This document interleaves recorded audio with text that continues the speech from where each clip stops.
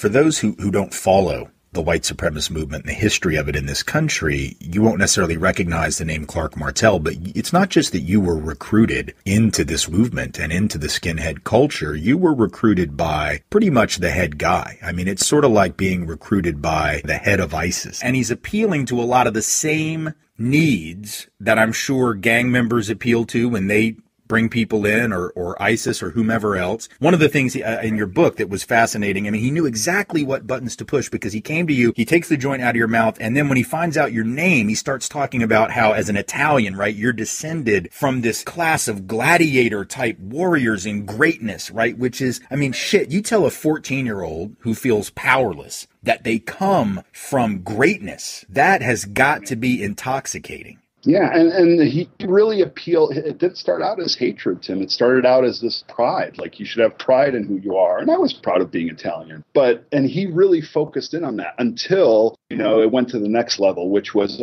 you're proud of that. Somebody wants to take that away from you, and you should be careful of that. And then the next stage would come, and they would say, well, the people that want to take that away, well, you should eliminate them. And then it became, me against the world. It was really, the end of hatred never came. We were in such miserable positions and hated our lives so much that we were really glad to take that and unload that on somebody else. So we didn't have to admit to ourselves that we were the ones that were fucked up.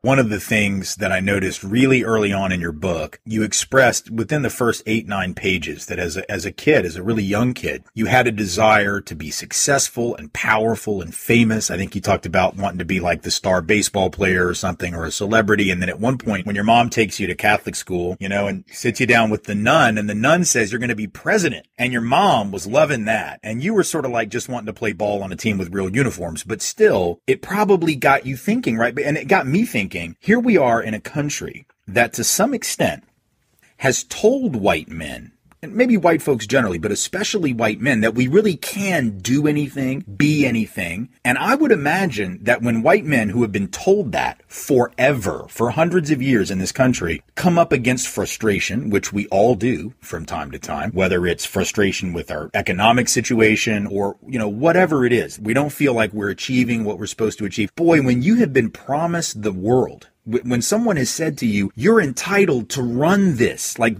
you are the king of the hill, and then you don't feel like that because your life is sort of sucking in a million ways, that has got to be incredibly difficult for certain people to cope. It's almost like the more privilege you have and the more promise we give you, the harder the fall, Right. Well, let's put it into context, right? We've got these people living in rural America, in middle America, who've had, successful farms and successful factories in their towns. And then when those factories left, either because of progress or because of whatever the reason is, suddenly it becomes that somebody has taken that away from us. Suddenly we're blaming immigrants. Suddenly we're blaming refugees. We're blaming all these things that most of the time they're not to blame. We can blame corporate greed for a lot of those cases. Yet here we are on both sides, polarized, killing each other, when really the people that are to blame are the ones who are pulling the strings, the ones who do have this control, which in most cases are white males. And they're essentially playing a game of chess with us as expendable pawns who,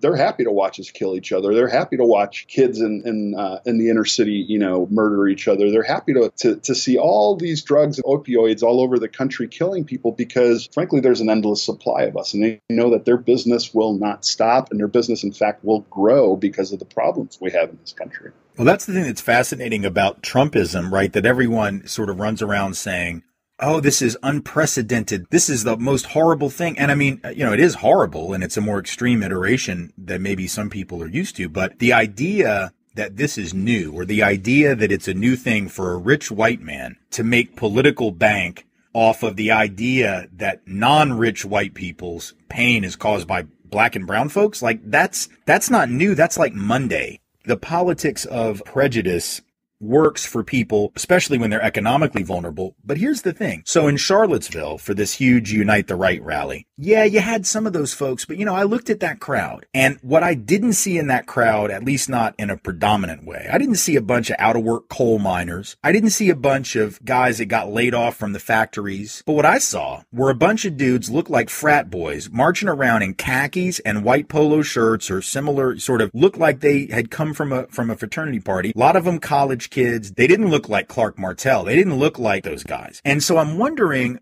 when you think about this, I want to know, what are the differences you see between, other than the aesthetic ones, between the white power folks you were associated with and the folks now? And what do you think it means? Is this movement branching out into areas that it didn't even bother with before? Or, I think, what does it mean, and what does it say about how we need to respond? Even 30 years ago, we recognized that our shaved heads and our swastika tattoos and our banners and all that stuff, it was scaring away the average white racist in America, because they were still pro-American. They saw us as outsiders, a fringe group, whatever. And we started this change that we now see today and that we call the alt-right. We didn't call it the alt-right. We called it leaderless resistance. We said, grow out your hair, don't join a group, blend in, go to college, recruit on college campuses, take the message, make it a little bit more palatable so it's easier to swallow for the average American, and run for office, get a job in law enforcement. And here we are 30 years later, and on first week in November of last year, it was as if a bucket of gasoline was kicked over and ignited all the sparks that have been, smoldering for over a century in our country, right? Since day one. And it's emboldened them. They're so normalized as part of our, political discussion. I never thought I'd see the day, even when I was in the movement, that, David Duke would be on CNN, nonstop on repeat.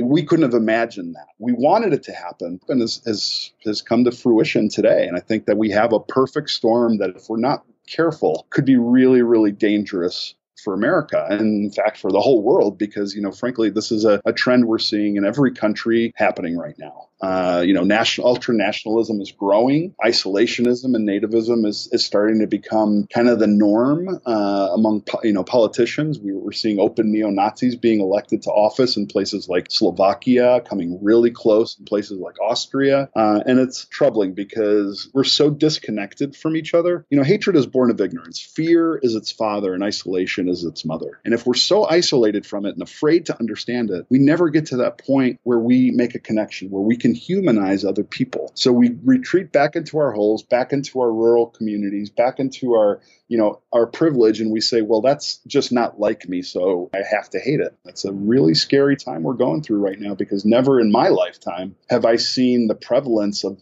this normalization of white supremacy happening. Now, that's not to say it wasn't existing. We've never been in a post-racial society. We have broken systems, and until those things are fixed, until these things that are in place that bolster this white supremacy that's happening, I'm afraid we're never going to get out of it. We can talk and build as many bridges as we want, but until people are treated fairly and have the same opportunities in this country, it's just never going to go away.